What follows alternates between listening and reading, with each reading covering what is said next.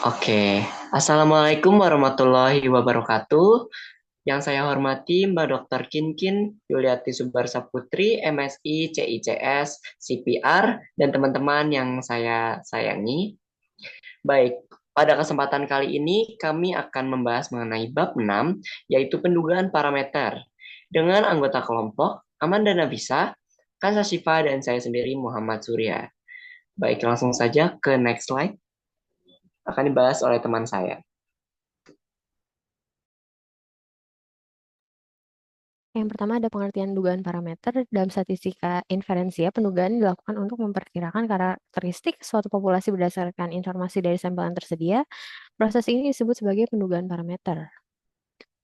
Tipe pendugaan. Dalam statistika terdapat dua jenis pendugaan, yaitu pendugaan titik yang menggunakan satu nilai untuk memperkirakan parameter populasi tetapi tidak memberikan tingkat kepastian, juga pendugaan selang memberikan rentang nilai yang mencakup parameter populasi dengan tingkat kepercayaan tertentu. Pendugaan parameter rata-rata satuan populasi. Terdapat dua jenis pendugaan, pendugaan titik dan pendugaan selang. Pendugaan titik untuk rata-rata populasi diperoleh dari rata-rata sampel bisa dengan rumus di bawah ini. Sedangkan pendugaan selang bergantung pada apakah standar deviasi populasi diketahui dan jumlah data sampel yang tersedia. Jika standar deviasi populasi diketahui tetapi rata-rata populasi tidak, maka interval kepercayaan untuk rata-rata populasi dapat ditentukan melalui rumus ini dengan keterangan bahwa X bar sama dengan rata-rata sampel, alfa sama dengan 1 min tingkat kepercayaan, Z alfa per 2 sama dengan nilai Z, omega sigma sama dengan standar deviasi populasi, dan N sama dengan banyaknya anggota sampel. Jika pendugaan selang rata-rata bila standar deviasi populasi, sigma tidak diketahui dan jumlah sampelnya besar, N lebih dari 30. Jika populasi distribusi normal dan standar deviasi diketahui, interval kepercayaan dapat dihitung. Jika tidak diketahui, standar deviasi sampel digunakan terutama untuk sampel besar dengan tabel Z dengan rumus di bawah ini. Dengan keterangan X baris dengan rata-rata sampel, N alfa sama dengan 1 min tingkat kepercayaan, Z alfa per 2 sama dengan nilai Z, S sama dengan standar deviasi sampel, dan N sama dengan banyaknya anggota sampel. Pendugaan selang rata-rata bila standar deviasi populasi sigma tidak diketahui dengan jumlah sampel kecil. Jika sampel kecil dan standar deviasi populasi tidak diketahui, tabel Z tidak dapat digunakan. Sebagai gantinya, digunakan distribusi T-student yang dikembangkan oleh W.S. Gossett. Distribusi ini mirip dengan distribusi normal, tapi bergantung pada derajat bebas, dan peluangnya ditentukan dengan tabel T-student. Dengan rumus di bawah ini, dengan keterangan X baris sama dengan rata-rata sampel, alfa sama dengan 1 min tingkat kepercayaan, T alfa per 2, V sama dengan nilai T, V sama dengan derajat bebas yaitu N min 1, S sama dengan standar deviasi sampel, dan N sama dengan banyaknya anggota sampel. Baik, untuk selanjutnya adalah menentukan ukuran sampel. Pendekatan yang dapat dilakukan untuk menentukan ukuran sampel adalah besar kesalahan yang dapat ditolerir. Persamaannya yaitu seperti yang di bawah, dengan keterangan N sama dengan ukuran sampel yang dibutuhkan, S sama dengan besar kesalahan yang ditolerir, dan sigma sama dengan standar deviasi populasi. Next slide.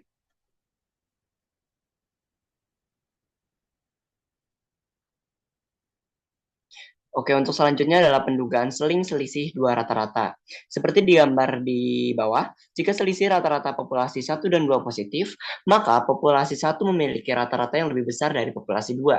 Begitupun sebaliknya. Namun, informasi nilai rata-rata populasi sering tidak diketahui sehingga sering diduga dengan selisih dari rata-rata sampel kedua populasi. Berikut beberapa kondisi untuk mengetahui distribusi dan rumus yang digunakan pada pendugaan selisih dua rata-rata. Next slide. Oke, baik. Kondisi pertama yaitu bila N1 dan N2 berukuran besar atau sigma 1 dan sigma 2 diketahui, maka selisih rata-rata akan berdistribusi normal. Seperti rumus di bawah dengan keterangan X bar sama dengan rata-rata sampel, alfa sama dengan 1 minus tingkat kepercayaan, Z alfa per 2 nilai Z, S sama dengan standar deviasi sampel, dan N sama dengan banyaknya anggota sampel. Next slide. Kondisi kedua yaitu bila N1 dan N2 berukuran kecil dan sigma 1 kuadrat dan sigma 2 kuadrat tidak diketahui tetapi bisa diasumsikan bahwa nilai kedua ragam populasi tersebut sama. Maka rata-rata akan menyebar mengikuti distribusi T-student. Dengan keterangan V sama dengan derajat bebas, X bar sama dengan rata-rata sampel, alfa sama dengan 1 minus tingkat kepercayaan, T alfa per 2, V sama dengan nilai T, S sama dengan standar deviasi sampel, dan N sama dengan banyaknya anggota sampel. Next slide. Oke, kondisi ketiga yaitu pendugaan selisih dua rata-rata bagi data berpasangan. Data bisa disebut berpasangan bila sampel diambil dari dua gugus populasi yang tidak saling bebas. Dengan kata lain, antar populasi saling memengaruhi. Dalam kasus ini, yang pertama, sampel tidak saling bebas. Yang kedua, ragam kedua populasi tidak bisa dianggap sama. Yang ketiga, pengamatan dapat berasal dari objek yang sama dengan perlakuan berbeda. Sehingga perlakuan berikutnya dipengaruhi perlakuan sebelumnya. Jika data berpasangan, maka rata-ratanya akan menyebar mengikuti distribusi tes student. Next slide. Oke, ini distribusi tes studentnya. Next slide. Selanjutnya akan dibahas oleh teman saya. Oke, selanjutnya ada pendugaan parameter proporsi. Peneliti sering menggunakan sampel untuk menduga proporsi kejadian dalam populasi. Misalnya tingkat pengangguran dapat dihitung dengan menghitung perbandingan antara jumlah penganggur dengan jumlah angkatan kerja atau penduduk. Jika N besar, proporsi ini akan menyebar mengikuti distribusi binomial. Namun distribusi binomial mungkin lebih mirip dengan distribusi normal. Jadi penduga proporsi ini adalah jika N besar, sehingga distribusi normal dapat digunakan dalam analisisnya. Bisa di next slide. Oke, yang pertama ada pendugaan satu parameter proporsi. Misalnya pada suatu populasi binomial dengan jumlah anggota sebanyak N, persentase sukses sebesar P diambil sampel sebanyak N, seperti pada gambar berikut ini. Dengan keterangan X sama dengan jumlah sukses dari kejadian menjadi pusat perhatian, N sama dengan jumlah sampel, P sama dengan proporsi sukses sampel, dan Q sama dengan 1 min P. Bisa di next slide. Kemudian ada pendugaan selisih dua proporsi. Penduga titik bagi P1 min P2, bila jumlah sampel besar, maka selisih proporsi ini akan menyebar mengikuti distribusi normal dengan rata-rata P1 min P2 dan standar deviasi sebesar dengan rumus yang terpapar di gambar ini. Bisa di next slide. Kemudian ada ukuran sampel untuk menduga proporsi. Sama halnya dengan rata-rata, bila kita ingin menduga parameter proporsi, bisa diperkirakan berapa ukuran sampel minimal yang dibutuhkan dengan rumus di bawah ini, dengan keterangan N sama dengan ukuran sampel yang dibutuhkan, S sama dengan besar kesalahan yang ditolerir, P sama dengan perkiraan proporsi populasi didapat dari penelitian terdahulu kalau ada atau dari hasil penelitian pendahuluan. Kemudian ada pendugaan parameter ragam atau varian. Bila sampel acak berukuran N diambil dari populasi normal dengan ragam varian sebesar sigma kuadrat, tetapi nilainya tidak diketahui, maka penduga titik bagi sigma kuadrat adalah S kuadrat. Ragamnya akan menyebar mengikuti distribusi Q kuadrat atau X kuadrat, seperti pada gambar di bawah ini, dengan keterangan V sama dengan derajat bebas sama dengan N min 1. Next slide.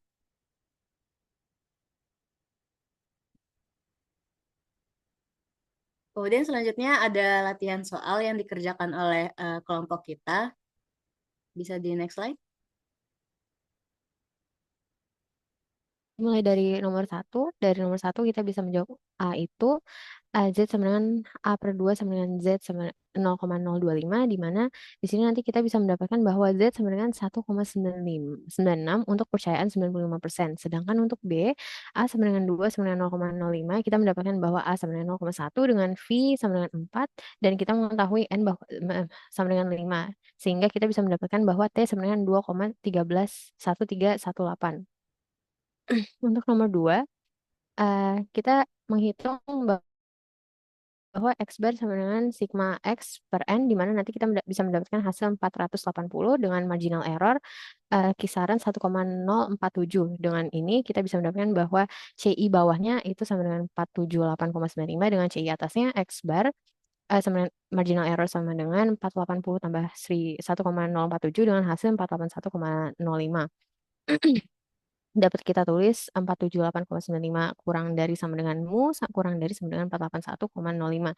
Kita yakin 90% bahwa rata-rata volume air kemasan yang diisi oleh mesin otomatis berada dalam kisaran 478,95 mili hingga 481,05 mili. Untuk nomor 3, kita bisa mengetahui bahwa sekian dengan marginal error Z alpha per 2 kali omega per akar N dengan hasil kisaran 3,33 dengan CI bawah itu 56,67 dengan CI atas 63,33 sehingga kita bisa mendapatkan bahwa hasilnya adalah 56,67 kurang dari sama dengan mu kurang dari sama dengan 63,33. Untuk B total penjualannya N sama dengan kali X bar kita mendapatkan bahwa hasilnya adalah 120.000 dengan ME total N kali marginal error 2.000 kali 3,33 kita mendapatkan hasilnya bahwa adalah 6.660. Sehingga kita bisa mendapatkan CI atas dan CI bawahnya dengan hasil akhir 113.340 kurang dari mu kurang dari sama dengan 136.660.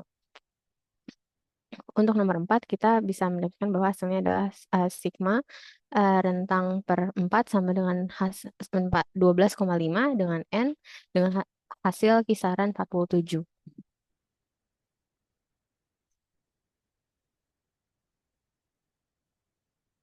Oke, untuk soal nomor 5, jawabannya adalah rata-rata yaitu 12, S-nya kurang lebih 2,33, N sama dengan 15. Lalu dari data-data tersebut kita masukkan ke ME yaitu 1,29.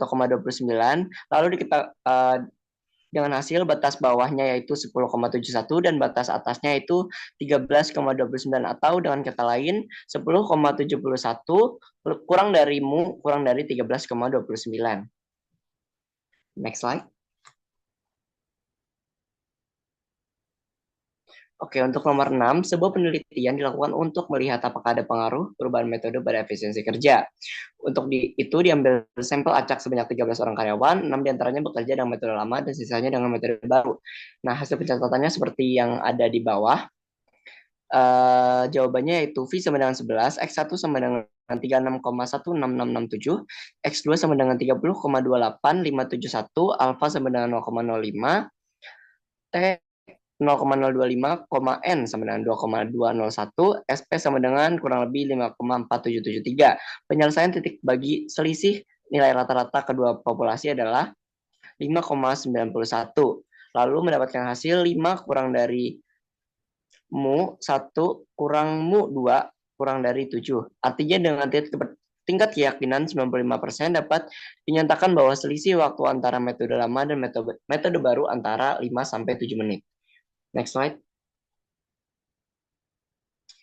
Oke, dari soal nomor 7 ini dapat diketahui bahwa A sigma 1 sama dengan 9,5, X bar 1 sama dengan 46,8, X bar 2 sama dengan 49,6, alfa sama dengan 0,05, Z 0,025 sama dengan 1,96, lalu didapatkan hasil min 11,12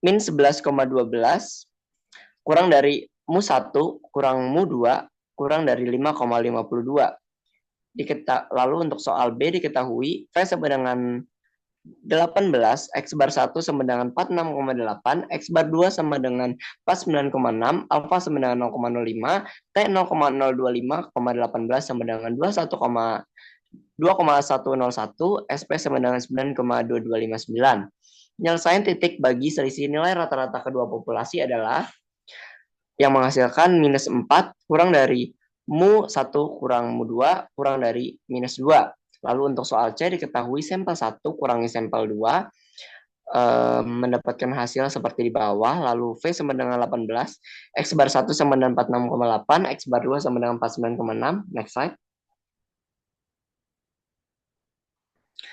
Alfa sama dengan 0,05, T 0,025,18 sama dengan 2,101.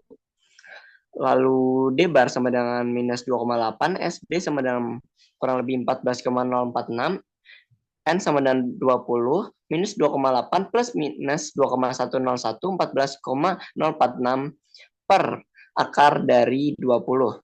Yang menghasilkan minus 9,377 kurang dari sama dengan mu D kurang dari sama dengan 3,777. Next slide. Oke, untuk soal nomor 8 didapatkan hasil N sama dengan 30, S kuadrat sama dengan 1,46, V sama dengan 29, alfa sama dengan 0,05, lalu dimasukkan ke rumus dan menghasilkan 1,351 kurang dari mu kuadrat kurang dari 2,181. Oke, next slide.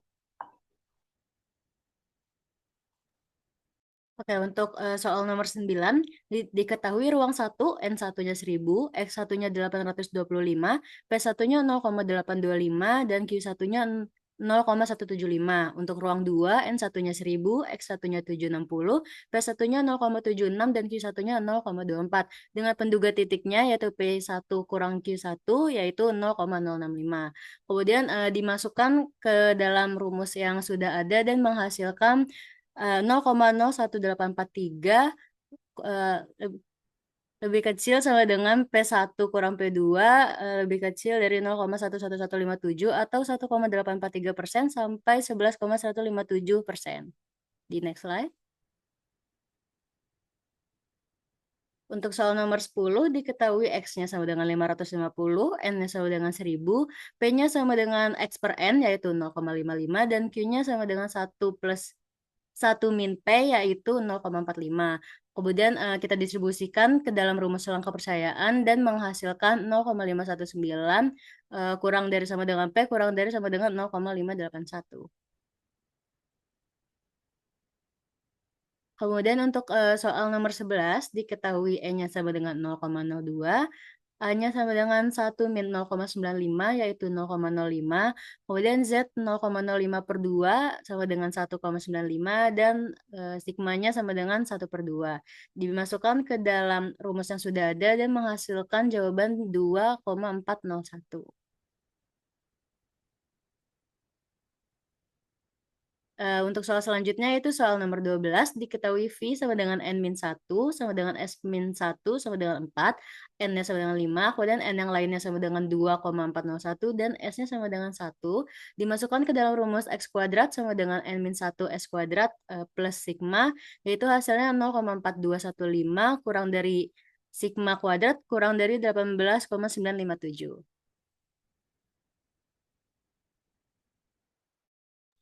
Oke, mungkin sekian presentasi dari kami. Kurang lebihnya mohon maaf. Terima kasih. Wassalamualaikum warahmatullahi wabarakatuh.